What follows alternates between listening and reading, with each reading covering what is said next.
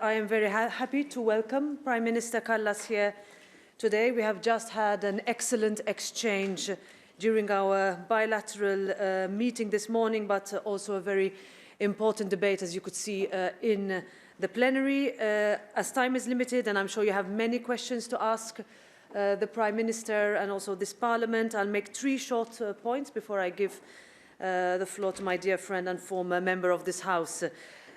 First and most importantly, thank you, Prime Minister, and also thank Estonia for having helped shape our clear and firm response to the Russian invasion and our proposals to support the large number of people fleeing the war. We will continue to support Ukraine and its people. Secondly, we must reduce our dependencies on the Kremlin. This will require a strong collective effort from governments to individuals.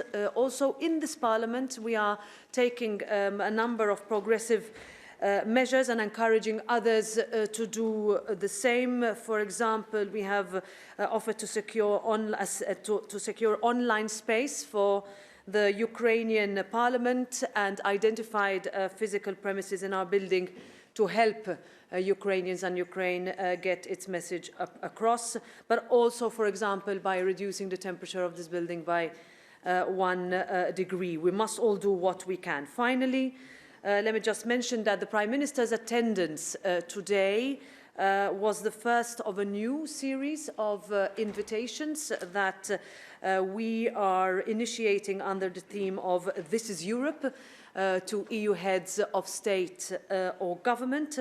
These exchanges, discussions will focus on EU actions, and the topics, of course, will be adapted, first of all, to current events in close cooperation with all the individual leaders. So, Kaja, it was really an honor to have you here in the first of the series. The floor is yours.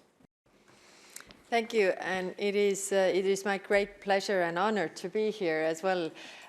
When I was a member of European Parliament, I used to think that whether I get to speak ever on the side of the Council, but the time came, so it was really good to be here. I wish it would be under more pleasant circumstances, though. Just a few points I want to emphasize.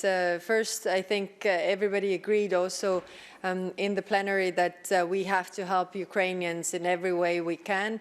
That means humanitarian aid, political support, but also military aid to defend themselves.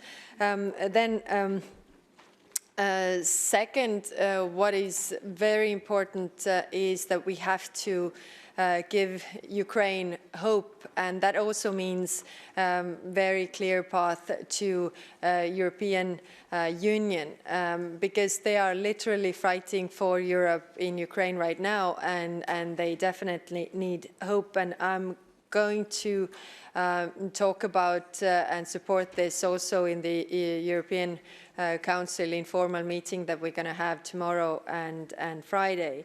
Third, I was also speaking about smart containment in my speech. There are different things that we have to do in order to prepare for this long-haul crisis that we are in. First, many members touched upon this energy dependence. This is a very big problem, and again, we have been talking about this for years, that we should decrease our dependence on Russian gas and oil, but here we are. So we have to do this in a faster pace. Of course, it means for certain countries that we have to find alternatives as well, and we're gonna have to be very honest with our people that this is also going to hurt. we have to isolate Russia in all the international organizations. We have to, send a very clear message that we don't tolerate this in any way. And the third point that I think is very important is we have to have strategic patience regarding the sanctions. I've been member of this House. I've been in those debates, and as it is representing all the political parties of European different countries, it also reflects very well the debates that are going on inside the countries. And sooner rather than later, we're going to see discussions that, sanctions don't really work. We should, lift the sanctions. We should do agreements. We should go into negotiations. This is what Putin is clearly expecting. So we should resist this very, very clearly. I was referring also in my speech about this Dmitry Medvedev's quote in the Public Security Council meeting that they had. He said very clearly, there are going to be sanctions. It's going to be hard, but sooner rather than later, they're going to grow tired of their own initiative, and they're going to ask us back to the table. So we must not forget what they're doing right now. It just can't be erased what is going on in Ukraine, and we have to, resist. And final point on defense, I think we have to have very good and open debates about European defense. And to be very clear, I don't want any alternative structure to NATO to be built, because 90% of European territory is also a NATO territory. So NATO is the defensive alliance, a military alliance. But while I'm saying this, I'm also saying that every country should increase their defense spending, because if every army of European Union is stronger, then we are stronger together. And plus, on the European level, we should also think about common capabilities. I mean, in recent months, I have sat down with different military people talking about air defense, for example, smaller bubbles, bigger bubbles, what are the capabilities?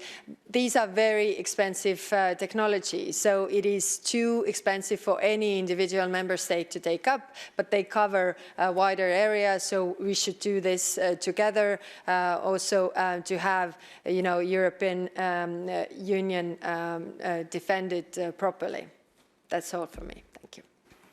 Thank you very much, Prime Minister. So we start with questions now from you, the journalists. Please, yes. Hi, Anna Pettini, I work for ZDF German TV. So my question would be rather for you, Prime Minister. I wanted to know on weapons delivery. You have been speaking a lot about military aid.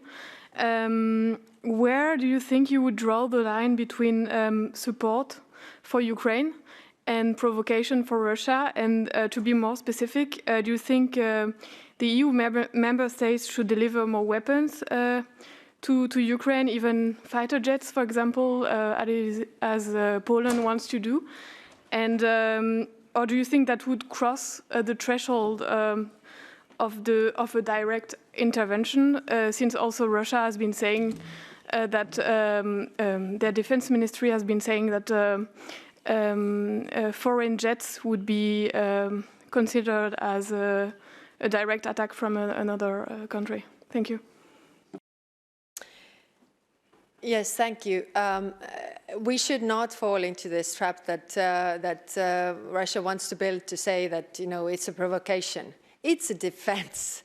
I mean, countries have the right to defend themselves. And right now, what we are seeing is a brutal act of aggression against a sovereign country. And they have the right to defend themselves. And while we are sharing the same values with Ukraine, we are also helping them with all the means. So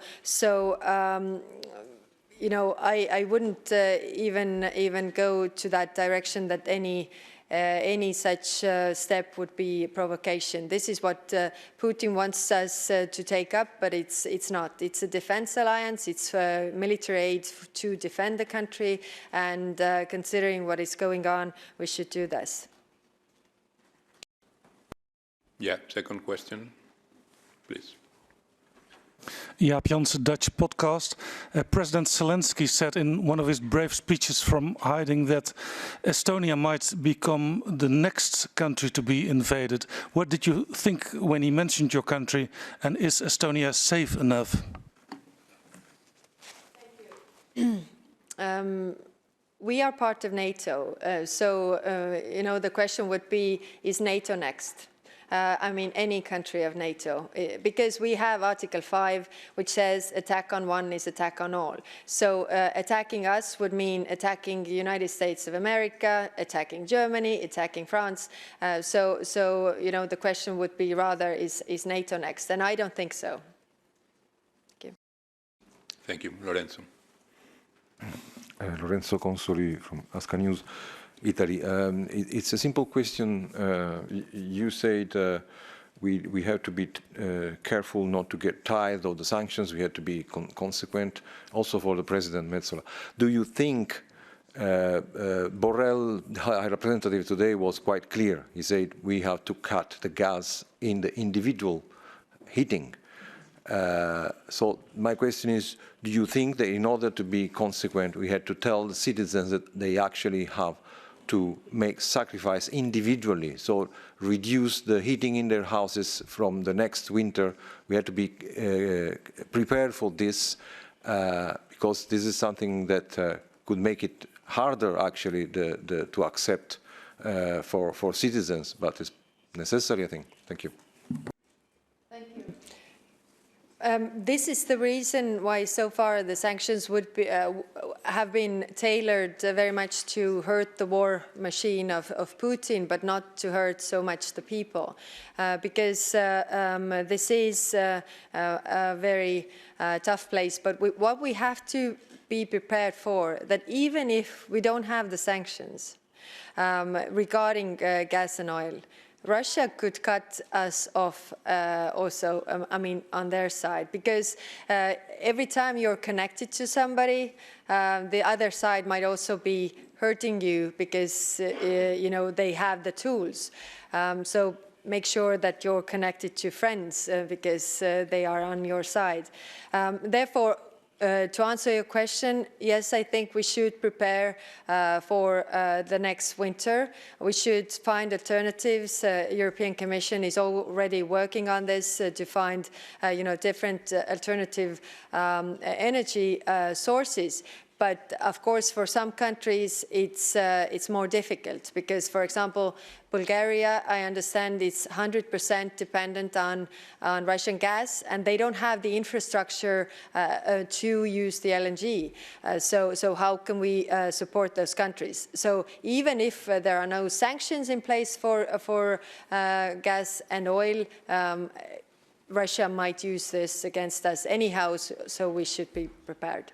Just to add on what Kaja has just said and the clarity of the High Representative's arguments today, this is definitely something that we need to go in preparation for tomorrow's informal European Council, where I will be there as a representative of the European Parliament in that discussion, because this is also a discussion that has been taking place both in the last few days of what this European Parliament can do, but how we can, as members of the European Parliament, when going back to our constituencies, engage in this discussion. At the end of the day, when we talk about freedom and democracy, it has a cost, and our populations need to be told what that cost is and how we can help, how the European Union can help in order to have and build that buffer. This European Parliament has also been saying this even before the Russian invasion of Ukraine, when we started to see, for example, the household bills skyrocketing. And therefore, the message also is the European Union does not only show solidarity with Ukraine, we must also understand the concerns of our citizens, show solidarity with them, particularly parts of the Union that will be hit more disproportionately than others. And also, let's not forget that we need to continue in constant contact and give concrete assistance to countries such as Moldova, that are engaged in constant challenges in ensuring the humanitarian corridors in their country, but the pressure on their systems and their structures is immense, and we need to also address that. And one last question. Yes, please. Sándor Zsíros, Euronews. What's your position on should the EU give fast-track EU candidate status to Ukraine, Moldova and Georgia? And also at the end of your speech you said that the best way of achieving peace is the willingness to use military strength. What did you mean by that? First of all, we have always supported the European perspective for the Eastern Partnership countries. That means Ukraine, but also Georgia, Moldova. Of course, every country has their own roads, but yes, we should, give especially Ukraine hope right now. And we would benefit also from a more prosperous, more stable, and country based on rule of law that Ukraine would be. Now, what I said in my speech is that I said that we should build a European consensus. We should talk about this. That maybe sometimes in achieving peace would be also the tool for achieving peace would be use of military strength. And I think we should openly talk about this because the situation is as it is right now. Thank you.